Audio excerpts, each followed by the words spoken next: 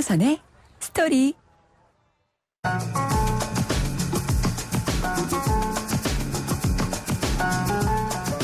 안녕하십니까. 토요일, 일요일 아침을 청취자 여러분과 함께하는 YTN 뉴스 FM 황보선의 스토리입니다.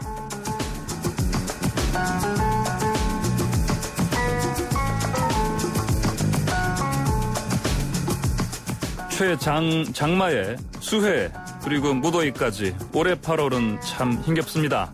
게다가 코로나19 전국 확산이 현실화하고 있습니다. 근데 이 와중에 의사들 파업합니다. 원칙 고수하는 정부와 의료 정책 전면 철회하라는 의사들. 정부도 의사도 현명함이나 양보나 지혜는 보여주지 않는군요. 자, 좋은 노래라도 들으시면서 지친 마음 달래보시죠. 8월 23일 일요일 황보선의 스토리는 콜드플레이의 명곡 에버글로우로 문을 열겠습니다. 방구석 월드투어. 네, 주중에는 너무 바빠서 제대로 챙겨보지 못한 전 세계 이슈를 이야기 나눠보는 시간이죠. 방구석 월드투어, YTN의 인터내셔널을 담당하고 있는 국제부 조수연 기자와 함께합니다. 안녕하십니까? 네, 안녕하세요. 자, 오늘 오프닝 곡으로 콜드플레이의 에버글로우를 듣고 왔습니다. 자, 네. 노래 제목 에버글로우라는 단어 좀 약간 생소한데요? 무슨 뜻이에요? 네, 실제로 사전에 에버글로우라는 단어는 없습니다. 예, 없어요? 네, ever 그리고 glow 이 두 개의 단어를 합친 합성어인데요. 네. 콜드플레이 노래에서 처음 등장하면서 하나의 그런 이제 파퓰러한 그런 표현이 돼버렸습니다. 예, 그래요. 네, 잔잔한 멜로디하고 크리스 마틴의 보컬이 에버글로우라는 이 단어를 너무 잘 표현해서 예. 사전적 의미는 없는 단어지만 이 노래를 통해서 그 뜻과 뉘앙스를 정확하게 마치 그렇게 느껴지는 그런 기분입니다. 아, 그래요. 에버라는 말 들어간 단어들도 있잖아요, 영어에. 네, 뭐 영원히를 뜻하는 forever도 있고요. 그러니까요. 네, 뭐 evergreen도 있고. 에버그린도 있고. 네, 에버그린은 또 그 우리가 잘 알고 있는 노래 제목이잖아요. 그렇죠. 네, 그러니까요. 네. 자, 근데 오늘 이 곡을 골라주신 이유가 뭐예요? 굉장히 그 에버글로우를 둘러싼 이 전체적인 메시지가 너무 예. 좋고 제가 정말 좋아하는 노래인데요.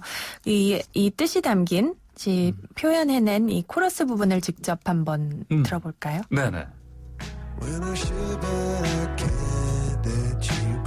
네, 지금 흐르는 이 부분인데요. 예. 이 가사를 설명드리자면은 내가 당신을 떠나보내야 하는데 그럴 수가 없다. 내가 정말 추울 때 어두운 곳에 있을 때 당신이 나에게 빛이 되어준다. 그때 나는 내 안에서 에버글로우라는 이 감정을 느낀다. 이런 의미인데요. 이 노래가 그러니까 끝이 난 인연, 그 인연은 뭐 연인 관계가 될 수도 있고 우정이 될 수도 있고요. 아니면은 뭐 지나가버린 어떤 상황이 될 수도 있는데 그런 추억을 떠올리면서 끝나버린 데에 대한 슬픔과 함께 그 당시 추억이 너무 행복했기 때문에 그거를 회상할 때 또 묘한 따뜻함과 또 행복한 그런 감정이 드는 그거를 이제 에버글로우라는 단어로 표현을 했고요.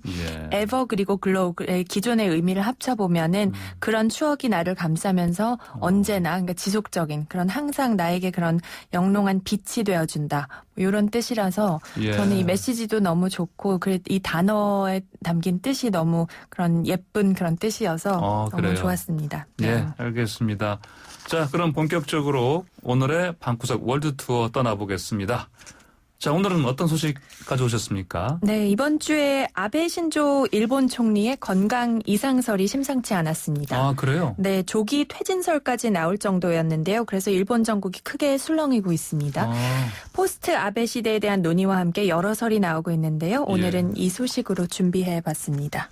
자, 그러면 이 건강 이상설 어떻게 불거진 거예요? 간략히 좀 알아볼까요? 네, 아베 총리가 지난 17일과 18일 이틀 동안 휴가를 냈었는데요. 17일 오전에 도쿄 게이오 대학 병원을 돌연 찾았습니다. 평소에 이제 이 대학병원에서 아베 총리가 그동안 뭐 정기적으로 건강 검진을 받아왔는데요. 7시간 넘게 이날 검진을 받고 나왔습니다. 그러니까 갑작스러운 병원 내원 소식에 건강 이상설이 제기됐습니다.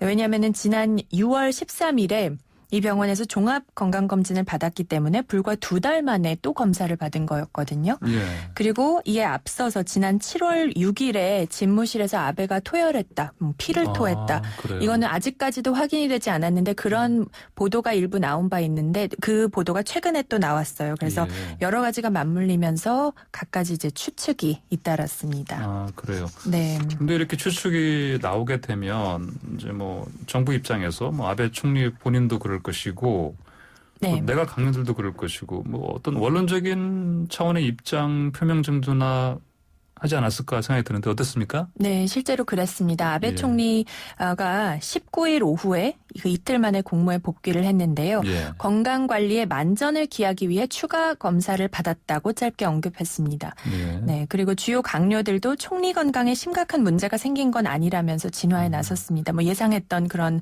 수준이었는데요. 예. 종합 건강검진에 따른 추가 검사 차원이었다는 점을 강조하고 있습니다. 예, 네. 그렇군요. 자, 그런데 뭐 이런 상황 관련해서 이제 이 아베 총리가 혹시 건강을 퇴진의 명분으로 삼으려 하는 게 아닌가 네. 이런 시각도 제가 들었어요. 어떻습니까? 네, 사실 한 나라 정상의 건강 문제는 뭐 국가 기밀에 해당하는 중요한 문제이지 않습니까? 예. 특히 뭐 임기 중에 건강이 악화했을 경우에는 정치적으로 치명적일 수 있고요.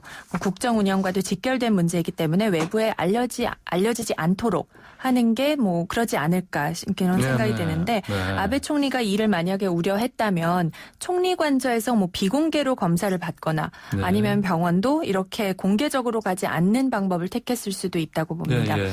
지난 17일에 실제로 병원에 들어갈 때 이 모습이 포착되면서 한 50명이 넘는 취재진이 몰려들었다고 해요. 예, 예. 그래서 나올 땐 정말 취재진 이렇게 나오는 그런 모습이었다고 하는데 네.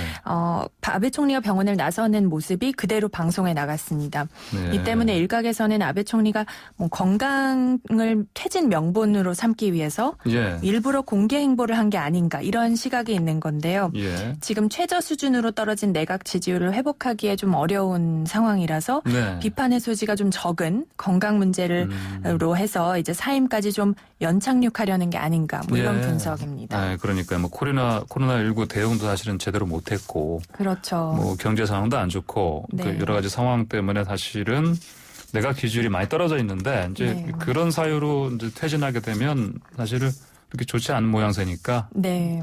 건강하지 못해서 건강이 안 좋아서 퇴진한다 이런 명분으로 삼을 수 있다 이런 시각이네요. 네, 그렇습니다. 자, 그런데 만약에 이게 맞다.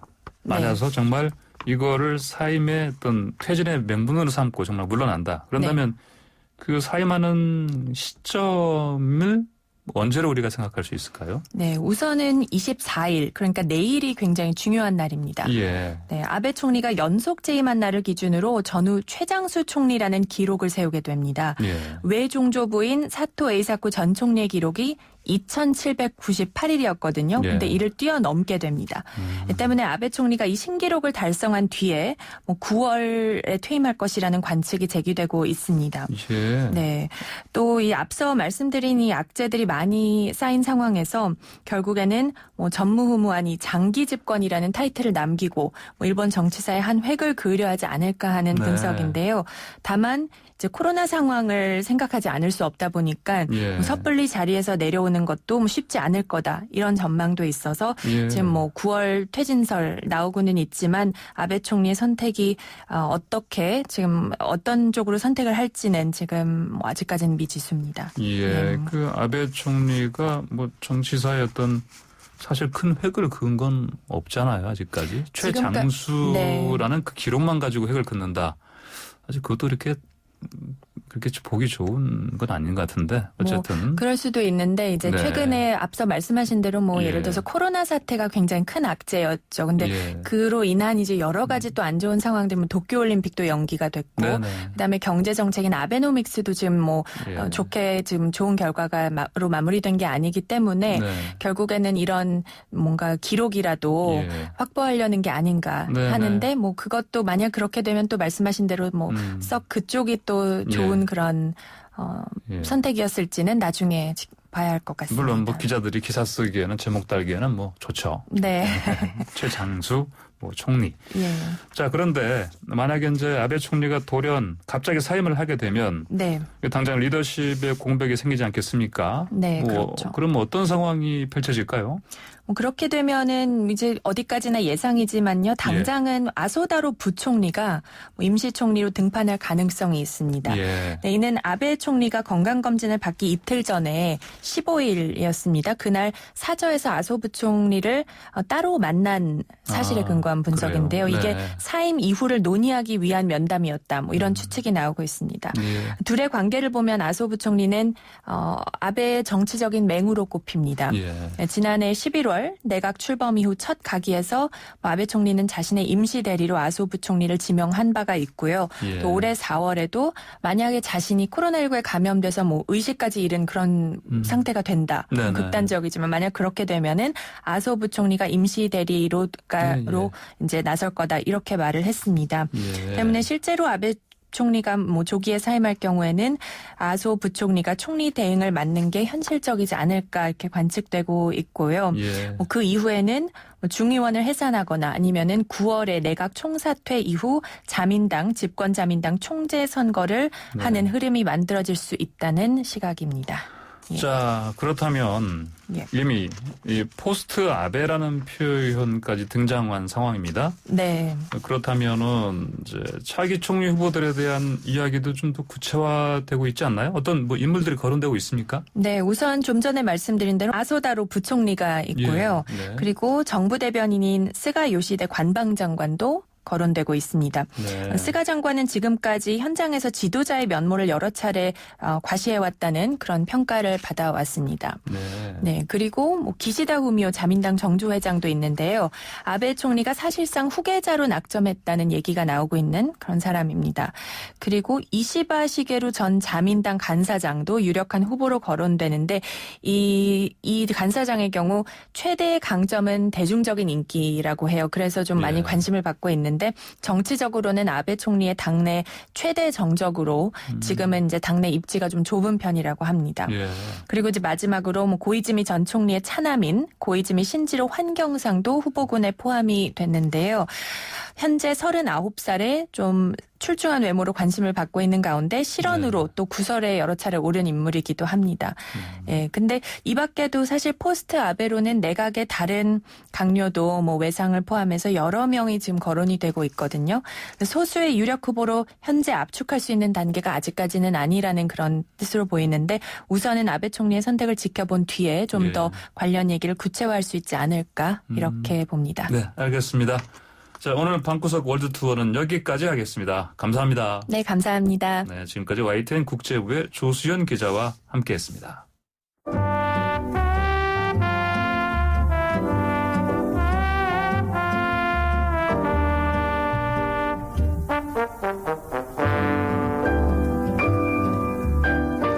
안녕하세요. 월드뮤직과 함께 뉴스 한 꼭지를 들려드리는 송태엽의 월드뮤직 살롱입니다.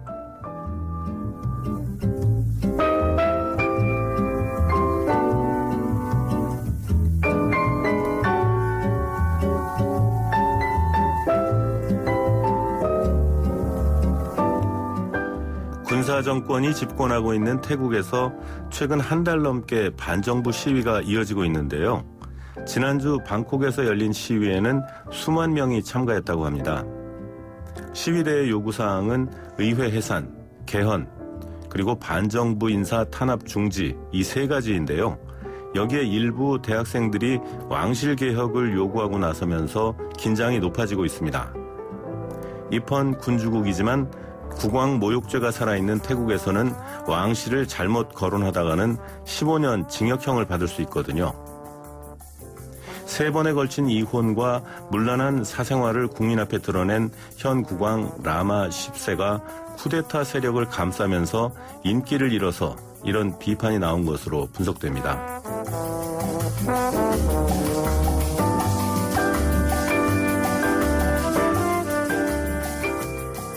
오늘 소개할 곡은 태국말로 허, 우리말로 아버지라는 제목의 노래인데요. 내 아버지는 내게 분별 있게 살라고 했는데 사실 아버지는 좋은 사람이 아닐지도 모른다. 이런 가사로 국왕을 은유적으로 비판하고 있습니다. 이런 곡이 태국에서 발표됐을 리는 없고요. 2014년 쿠데타 직후 해외로 도피한 파이엔이라는 포크밴드가 2017년에 발표한 노래입니다. 태국 망명 밴드 파이엔이 부른 아버지 들어보시죠. 어떻게 들으셨나요? 리듬과 멜로디가 단순해서 따라 부르기 쉽지 않습니까? 1900년대 중반부터 태국 농촌에서 유행한 룩퉁이라는 대중음악 양식을 따르고 있는데요. 2000년대 태국에서 레드셔츠와 옐로우셔츠 시위대가 대립할 때는 주로 농촌 중심의 레드셔츠 쪽에서 룩퉁 음악을 많이 이용했다고 합니다. 저는 다음 주에 다시 찾아뵙겠습니다. 지금까지 월드뮤직 살롱 송태엽이었습니다.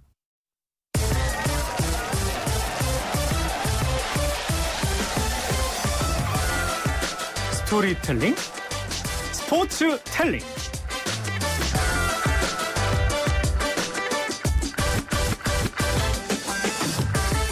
스토리로 풀어보는 스포츠 이야기 스포츠텔링입니다. 스포츠텔러 김재형 기자 함께합니다. 안녕하십니까? 안녕하세요. 자, 요즘 코로나가 더 심해지고 있습니다. 네, 어떻게 네. 지내시고 계십니까?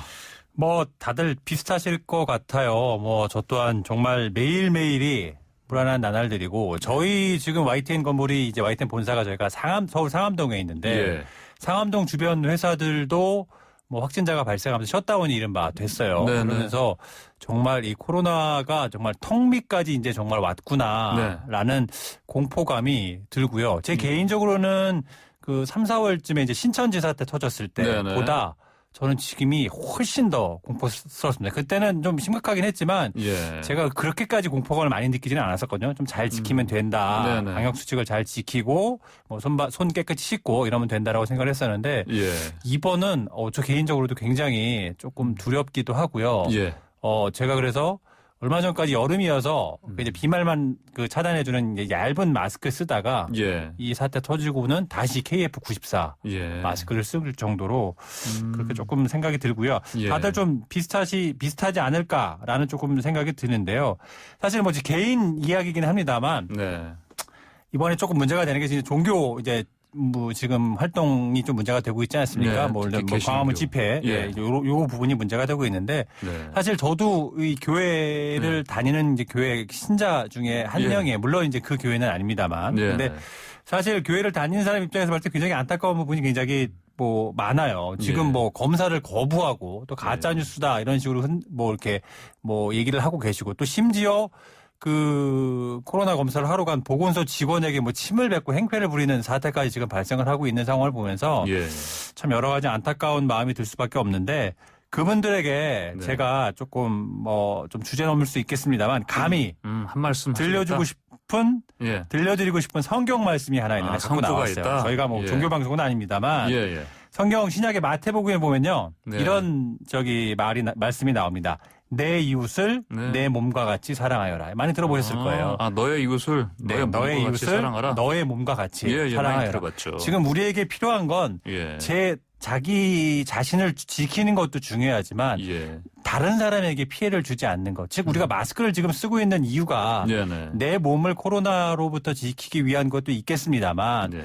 혹시나 있을 모를 감염으로부터 다른 사람을 보호하기 위한 우리가 서로 간의 어떤 공동체 의식이지 않겠습니까? 예. 그러니까 그런 만큼 이 내 이웃을 내 몸과 같이 사랑해라 이 말씀을 네. 조금 좀 해당 교회 신자분들께서 좀 예. 명심하셨으면 하는 바람이 듭니다. 네, 알겠습니다. 자, 코로나가 빨리 사라지는 세상을 꿈꾸면서 네. 스포츠텔링 본격적으로 시작해 보겠습니다. 자, 오늘의 주제 뭡니까? 네, 오늘의 주제는요. 이렇게 한번 제목을 붙여봤습니다. 8대2 가르마의 충격. 메시는 어디로? 이렇게 한번 제목을 붙여봤는데요. 8대2 가르마. 예, 8대2 가르마 하면 뭐가 생각나세요? 뭐 아재 가르마죠. 그렇죠. 네. 그렇죠. 조금 고리타분하고 예. 뭐 이런 게 좀 많이 생각이 나죠. 물론 뭐 잘생기신 분들은 뭘 해도 다 어울리긴 아유, 합니다만 우리- 구제일 가르마도 어울리기도 우리 하죠. 김재현 부장 잘 어울릴 것 같은데요? 이게 8대2 가르마? 개인적으로 조금 아쉬운 게 예. 저희 방송이 그 네. 보이는 라디오 같은 걸 좀 했으면 좋겠습니다. 아, 그래요? 예. 제가 좀 비디오용 기자를 추구하기 때문에 아하, 네. 그래요? 네, 다시 본론으로 돌아가겠습니다. 예. 어쨌든 지난주에 네. 저희가 이제 축구 이적 시장에 대해 좀 얘기를 했는데 오늘도 예. 이제 관련 주제를 좀 준비를 했습니다. 메시를 아마 모르는 분은 축구를 좋아하지 않으셔도 대부분 다 아실 이름일 거예요. 모르는 모르는 분이 아마 거의 없을 거라고 생각이 드는데 예. 이 이제 리오넬 메시 선수가 바르셀로나 유스팀부터 시작을 해서 무려 거의 19년 가까이 바르셀로나에서만 예. 성장하고 지금 뛰고 있는 그런 선수인데 바르샤맨. 그렇습니다. 네. 한마디로 뭐 메시가 곧 바르셀로나고 바르셀로나가 곧 메시다 이렇게 좀 정리할 수 있을 것 같거든요. 네. 근데 지난 15일이었어요. 챔피언스리그 8강에서 바르셀로나가 독일의 바이에른 뮌헨에 8대2로 대패를 하면서 예. 탈락을 하게 됩니다. 이러면서 이제 제목에 8대2 가르마의 충격이다 제가 말씀을 드렸는데 네. 국내 팬들이 붙여준 이름인데요. 그러면서 이 8대2 가르마의 충격으로 메시가 상당한 어떤 그 좀 패배감에 젖어 있다고 하는데요. 예.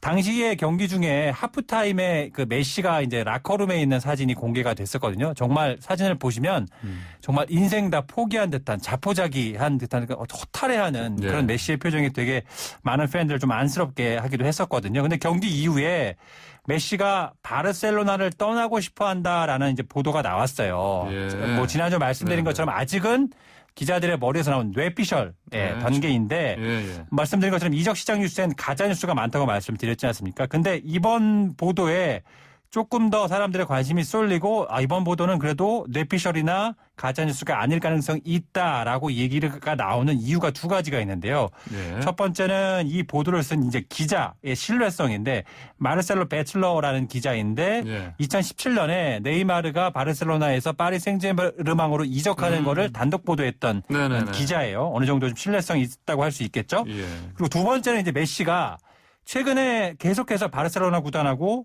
좋지가 않았습니다. 주된 이유는 사이가 안 좋았다. 예, 메시가 전력 보강을 해야 된다라고 계속 얘기를 했는데 네네. 바르셀로나 구단이 메시가 원하는 방향대로 전력 보강을 하지 않으면서 구단과 메시 사이가 썩 좋지 않았었던 거죠. 예. 이렇게 되면서 메시가 이미 구단에 불만이 있는 상황에서 이 챔피언스리그 8강에서 더군다나 예. 8대2라는 기록적인 스코어로 대패를 했기 때문에 네. 메시의 마음이 떠났을 가능성이 크다라는 보도들이 지금 줄을 잇고 있습니다. 예, 우리는 가르마의 충격이라고 하는데 사실 우리 가르마라는 말로 8대1이란 말로 표현하는 것보다 훨씬 더 메시한테는 충격이 컸을 네, 것 같습니다. 그렇습니다. 맞습니다.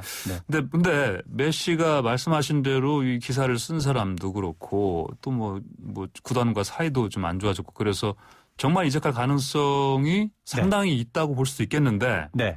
그럼 만약에 이적한다면 네.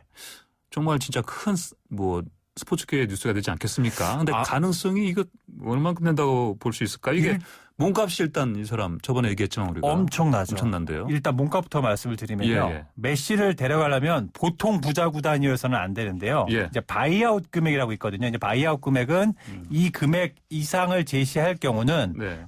선수와 자유롭게 이제 이적 어떤 협상을 할 수 있는 예. 최소 이적료라고 이렇게 개념으로 조금 정리를 이해를 하시면 될 것 같은데요. 네. 메시에게 현재 걸려 있는 바이아웃 금액이 7억 유로예요. 7억 유로예요. 감이 안 오시죠? 우리 돈으로 환산하면 9,850억 원입니다. 그럼 거의 1조 가까운 그렇습니다. 돈인데요. 그러니까 참고로 제가 지난주에 말씀드렸었죠. 역대 최고 이적료가 2017년 바르셀로나에서 파리 생제르맹으로 갔던 네이마르인데 네네. 그때 이 이적료가 2억 2천만 유로, 2,900억 원. 그러니까 현재 역대 최고 이적료의 네. 3배가 넘는 금액. 네. 말씀하신 것처럼 1조 원 가까운 금액을 지급을 해야 예. 메시를 데려갈 수 있고 이적료는 지난주에 제가 말씀드렸죠. 구단이 갖는 거라고. 네. 그러니까 1조 원 가까운 이적료 바르셀로나에 주고 네. 연봉은 또 별도입니다. 예. 그러니까 어마어마한 돈이 들어간다라고 할 수 있는데 이 정도를 현재 감당할 수 있는 구단은 아무래도 중동에 오일머니가 깔려있는 구단들, 예. 파리 생제르맹, 맨체스터 시티, 모나코 이런 팀들이라고 할 수 있는데 예. 메시의 나이가 이제 올해 33살이에요. 예, 근데 33. 최소 33살이니까 3년은 예. 문제 없이 뛸 수 있는 그런 나이라고 할 수 있기 때문에 예. 어떻게 보면 좀 그 자금력이 있는 오일머니가 깔려 있는 빅클럽들 입장에서는 아주 매력적인 그런 좀 기회라고 할 수 있다고 할 수 있을 것 같고요. 예. 천문학적인 돈이 들긴 하지만 기본적으로 조금 오일머니 있는 팀들에게는 어렵지 않은 불가능한 얘기는 아니다라고 할 수 있을 것 같고 또 하나 가능성을 좀 높일 수 있는 이적 가능성을 높일 수 있는 변수가 이제 바로 감독인데 그 미넨 전 챔피언 감독의 경질이 됐고요. 예. 네덜란드 출신의 이제 로날드 쿠만 감독이 선임이 됐는데 옆집 아저씨 같은 푸근한 인상이에요. 근데 이 아저씨가 이 아저씨랍니다. 이 감독이 네. 메시와 함께 하고 싶다는 의사를 공개적으로 이제 밝히긴 했어요. 근데 예. 메시의 반응은 일단은 현재 전해진 바로는 좀 시큰둥했었던 것 같아요. 네. 사실 이 바르셀로나는 이제 펩 과르디올라 감독이라고 이 감독이 떠난 이후 사실상 메시가 사실상의 어떤 감독 역할을 해왔다라고 네. 할 수 있는데요. 네. 쿠만 감독이 뭐 좋은 지도자이긴 하지만 메시의 지금 상태에서 메시의 성에 찰지는 조금은 부정적인 전망들이 굉장히 많고요. 예. 스페인 매체 보도를 조금 소개를 해드리면 그 참패 이후 메시가 이제 아르헨티나로 휴가를 갔다가 쿠만 감독 선임되면서 다시 네. 이제 스페인 바르셀로나 돌아왔다고 해요. 그러면서 네. 감독과 메시가 독대를 했는데 이 자리에서 메시가 감독에게 바르셀로나에서는 나의 미래가 보이지 않는다라고 하면서 떠날 뜻을 공개적으로 네. 못을 박았다라는 지금 얘기들이 나오고 있는데 공식적으로 확인된 건 아니고요. 네. 카드라 통신입니다. 네. 근데 전에도 말씀드린 것처럼 메시의 이적설이 간혹 나온 적은 있었는데 네. 이번만큼 구체적으로 좀 얘기들이 나온 거는 처음이라고 볼 수 있습니다. 네, 이제 만약에 메시가 이 바르셀로나를 떠나고 싶어 한다면 이제 그럼 다른 팀에 가서 정말 이루고 싶은 게 뭔가 있어서 그런 거 아니겠습니까? 일단 이 사람은 뭐 돈 때문에 갈 사람은 절대 아니고요. 네, 그렇지 않습니까? 그렇습니다. 예. 그러니까 일단은 기본적으로 메시가 이적을 한다면 돈은 아닙니다. 말씀하신 것처럼 돈을 워낙 많이 벌었고 또 지금도 벌고 있는 선수이기 때문에 돈 예. 때문에 가는 건 아닐 거고요. 메시가 원하는 건 일단 역시 챔피언스리그 우승이겠죠. 예. 그러니까 메시가 지금까지 바르셀로나에서 champions리그에서 4차례 우승을 했고 네. 마지막이 2014, 2015 시즌이었거든요. 그러니까 지금 5년 전이죠. 네. 2015년 이 5년 동안 바르셀로나의 성적을 보면 8-8-8-4-8, 즉 8강, 8강, 8강, 4강, 8강 이렇게 해요. 그러니까 결승에는 한 번도 못 갔고 예. 2시즌 전에 4강에 간 게 전부예요. 대부분 다 이 올 시즌 포함해 네. 8강에서 다 떨어졌거든요. 예. 근데 이제 챔피언스리그 우승이 왜 그러면 메시에게 중요한 의미를 지니느냐? 스페인 라리가 리그는 기본적으로 바르셀로나와 레알 마드리드의 이제 양강 구도이거든요. 두 팀 중에 한 팀이 거의 우승을 하고 가끔 아틀레티코 마드리드 정도가 이제 가끔 우승을 네. 하죠. 예. 그렇기 때문에 리그 우승만으로는 메시에게 크게 동기부여가 되기 힘들어요. 소위 말하는 어떤 꿈의 제전, 별들의 어떤 그 경쟁장이라고 할 수 있는 예. 챔피언스 리그에서 우승을 할 수 있느냐 없느냐가 굉장히 중요한데 우승을 못하는 것도 문제지만 지금의 바르셀로나의 최근의 전적 그 챔피언스 리그 결과를 보면 메시가 잘할 때는 물론 압도적이긴 합니다만 그 이외의 경우에는 압도적인 어떤 경기력들을 보여주지 못하고 있거든요. 예. 그런 면에서 메시에게 굉장히 좀 불만 요소로 작용할 수 있는 요소가 크고 그런 만큼 메시가 챔피언스리그 우승을 이적할 팀의 최우선 조건으로 삼을 수 있는 가능성이 굉장히 크다라고 예. 할 수 있고요. 네. 올해 메시 나이가 이제 33살이니까 봤을 선수 어떤 경력상으로 봤을 때는 지금이 바르셀로나의 영원한 원팀맨으로 남을지 네. 아니면 이적을 한다면 더 이상 만약에 34, 35으로 네. 나이가 든다면 더더욱 힘들어지기 때문에 네. 지금이 이적을 한다면 최적기인 거는 맞습니다. 예, 그렇군요. 자, 최적기라서 사실 그것만 가지고도 사실 가능성이 높아지는 거네요. 네, 그렇습니다. 선수의 나이상. 네. 자, 그런데 옛 스승인 과르디올라 맨체스터 시티 감독과의 재회도 그러면 아까 말씀하신 대로 오일머니가 네. 있는 네. 그 팀인데 이쪽 팀 감독과의 재회도 당연히 예상 시나리오로 거론되겠습니다. 가장 유력한 예상 시나리오라고 지금 할 수 있는데요. 이 부분이. 네, 예. 그렇습니다. 그러니까 메시를 얘기할 때 바로 빠질 수 없는 인물이 바로 이 펩 과르디올라 맨체스터 시티 감독인데 예. 바르셀로나의 전성기를 이끌고 이후에 이제 바이에른 미넨 갔다가 그 다음에 지금 맨체스터 시티를 이끌고 있는데 예. 뭐 영화나 이런 걸로 따지면 사실상 메시와 이 펩 감독은 서로의 어떤 페르소나 같은 네. 그런 관계라고 할 수 있어요. 그러니까 예. 메시와 함께 이제 바르셀로나의 전성기를 지휘한 인물이고 메시를 가장 잘 알고 가장 잘 활용할 줄 아는 지도자라고 정리할 수 있을 것 같고요. 이 메시와 펩 감독이 맨시티에서 제외하는 시나리오가 만약에 현실이 된다면 예. 굉장히 조금 센세이셔널 그런 시나리오가 될 수 있을 것 같은데요. 근데 더구나 말씀하신 것처럼 이 현재 맨시티의 어떤 상황을 봤을 때는 메시를 살 수 있는 자금력, 네. 그 다음에 챔피언스리그 우승을 못했다는 점 네. 이런 부분에서 봤을 때는 맨시티도 메시가 네. 필요하다라고 분명히 볼 수 있는 가능성이 있다고 볼 수 있고요. 예. 그리고 더구나 메시가 이적을 만약에 한다면 프리미어리그 즉 맨체스터 네. 시티가 속해 있는 프리미어리그가 가장 적합할 수 있다라는 해석들이 많이 나오고 있는데 이게 왜 그러냐면 앞서 말씀드린 것처럼 스페인은 레알 마드리드와 바르셀로나 양강 구도고요. 네. 독일 분데스리가는 바이에른 뮌헨의 사실상 독주 체제고요. 네. 이탈리아 이제 세리에 같은 경우는 뭐 유벤투스라든지 뭐 인터밀란 네. 뭐 한 두세 팀 정도의 우승 구도라면 프리미어리그는 뭐 빅4 많으면 한 빅5까지 우승 경쟁이 굉장히 치열해서 네. 양강 구도나 어떤 우승이 뻔한 그런 리그가 아니거든요. 네. 그런 만큼 챔피언스 리그가 아니더라도 리그 자체만으로도 메시에게 뭔가 동기부여를 할 수 있는 예. 요소가 굉장히 많다는 거죠. 네. 그런 면에서 봤을 때는 메시가 이적을 한다면 네. 프리미어리그로 가는 게 가장 좋지 않겠느냐라는 해석들이 나오는 게 바로 그런 이유입니다. 또 맨시티라는 이름도 거기서 니은자 하나 빼면 바로 맨시티 되는데. 네네. 네, 이런 창의적인 언어 생각이죠. 이유였습니다. 네, 앞으로 혹시 그런 상황이 될 수 있으면 제가 이 말 다시 한번 써먹을 수 있지 않을까. 네, 알겠습니다. 말도 안 되는 말씀을 드렸습니다. 자, 하지만 이 메시와 바르셀로나의 인연을 고려하면 메시가 쉽게 떠날 것 같지 않다. 이런 또 당연히 네, 전망이 있죠. 그렇습니다. 사실 네. 메시와 바르셀로나는 그냥 어떤 원클럽맨이라고 할 수 없는 그 이상의 어떤 인연이 있다고 볼 수 있는데요. 예. 일단은 현재 상태로서 봤을 때는 메시가 공식적으로 구단에 떠나고 싶다 말을 안 했다. 하지 않았다라는 지금 보도도 지금 나오고 있는데 다만 바르셀로나 내부 소식통들도 인정을 하는 부분은 메시의 분위기가 일단은 좀 이상한 건 맞다. 그러니까 뭔가 약간 이상 기류가 느껴지는 거는 분명하다라는 부분들은 이제 인정을 하고 있어요. 즉 메시가 지금 기분이 상당히 안 좋다라는 부분들을 이제 인정을 하고 있고요. 예.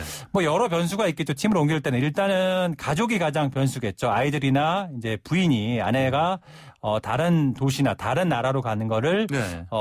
동의할지 좋아할지 이런 부분들이 아무래도 이제 가장인 선수들 입장에서는 가장 고민이 되는 부분일 거고요. 그러니까요. 또 한 가지는 지금 코로나 상황이 심각한 상황에서 그렇죠. 스페인도 지금 다시 심각해졌거든요. 예. 근데 이제 코로나가 스페인이 만약에 심각해진다면 만약에 상대적으로 뭐 영국이나 이런 나라들이 상대적으로 코로나 상황이 심각하지 않다면 네. 그것도 분명 변수가 될 수 있을 것 같고요. 그 부인들이 있잖아요. 부인, 가족들이 특히 유럽 사람들은 중시하는 거가 네. 날씨 아닙니까? 맞습니다. 근데 바르셀로나 날씨가 얼마나 좋습니까? 맞습니다. 네, 근데 네, 이제 네. 만약 맨시티 쪽 가게 되면 맨체스터 그렇네요. 얼마나 또 우물합니까? 네, 겨울 네. 가을에 비 내리고.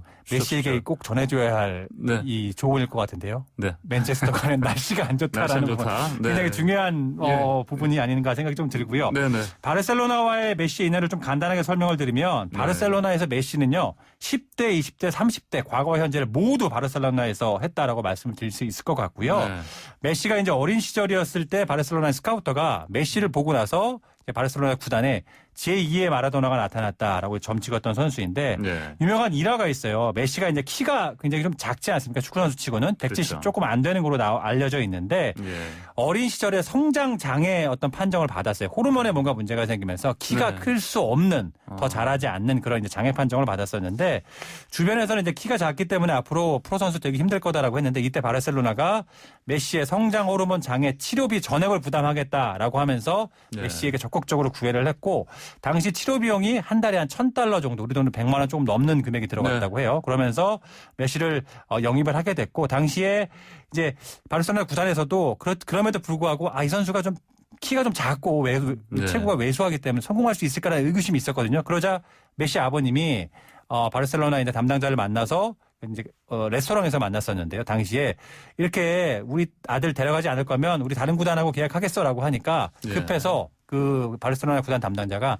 냅킨에 계약서 가안을 작성을 했습니다. 네. 예, 그래서 그 당시에 그 냅킨 계약서 그 초안 냅킨 가안 계약서를 통해 계약이 성사가 되게 됐고 이후에 키도 이제 치료를 받으면서 키도 어느 정도 좀 크게 되고 아시는 것처럼 세계적인 선수로 성장을 하게 됐죠. 그래서 결국 그 냅킨 계약서 한 장이 세계 축구 역사를 바꿨다라고 해도 과언이 아닌데 이 일화가 굉장히 유명한 일화 중에 하나입니다. 예. 자, 그런데 또 이제 어떤 뭐 이적 관련해서 다른 변수는 또 없습니까? 일단은 정치적인 좀 변수가 있는데요. 내년 3월에 바르셀로나 구단의 회장 선거가 있거든요. 예. 근데 현재 이제 바르셀로나가 이 출신의 젊은 지도자들이 굉장히 많아요. 사실 이 쿠만 감독 선임 이후에 가장 유력하게 거론됐던 후보가 바르셀로나의 레전드 중에 한 명인 네. 사비 에르난데스 선수인데 지금 카타르에 있는 클럽팀 네. 감독을 하고 있거든요. 예. 근데 아직은 좀 시간이 필요하기 때문에 현재 나오는 시나리오는 쿠만 감독을 1년 정도만 지휘봉을 맡기고 예. 내년에 그러니까 내년 3월에 회장 선거 이후에 사비를 내년 5월에 네. 바르셀로나 감독으로 선임을 한다라는 지금 시나리오가 유력하게 거론이 되고 있는데 예. 이게 왜 중요하냐면 사비는 메시가 믿고 따르는 선배 중에 바르셀로나 전설 중에 한 명이에요. 그러니까 예. 사비가 바르셀로나의 감독이 된다면 메시 입장에서는 그래 뭐 1년 정도 기다려주지라고 할 수 있는 부분이 있기 때문에 예. 바르셀로나가 메시에게 자 우리가 사비를 감독으로 데려올 거니까 예. 조금만 진정하고 1년만 기다려줘라고 분명 얘기를 하고 있을 것이다라는 게 지금 나오는 뇌피셜들인데 예. 사비의 감독설은 단순한 뇌피셜이 아니라 어느 정도는 현실 가능성이 굉장히 있다라고 좀 정리를 할 수 있을 것 같습니다. 자, 그러면 자주 얘기하지 않습니까? 호날두가 이 메시와 함께 뛰는 상황. 네. 이런 시나리오는 뭐 전혀 지난주에 좀 가능성이 없습니까? 상상력을 동원해 봤는데요. 네. 네. 일단은 유벤투스가 메시를 영입해야 하는데 유벤투스의 재정 여건을 봤을 때는 불가능할 것으로 보이고요. 예. 아니면 호날두가 메시가 있는 바르셀로나로 가야 되는데 그것도 쉽지 않을 것 같고요. 아니면 제3의 팀에서 두 선수가 조인하는 시나리오가 있는데 이건 역시 어려울 것 같고요. 그냥 예. 뇌피셜 예. 그냥 만족하는 수준에서 끝나지 않을까 생각이 듭니다. 제가 보기에도 둘이 만나는 그림은 별로 그렇게 좋지 않을 것 같습니다. 네, 저도 네. 개인적으로 동의합니다. 자, 네. FM 94.5MHz YTN 뉴스 FM 황보선의 스토리 김재영 스포츠텔러와 함께하고 있습니다. 자, 오늘의 한 줄평 뭡니까?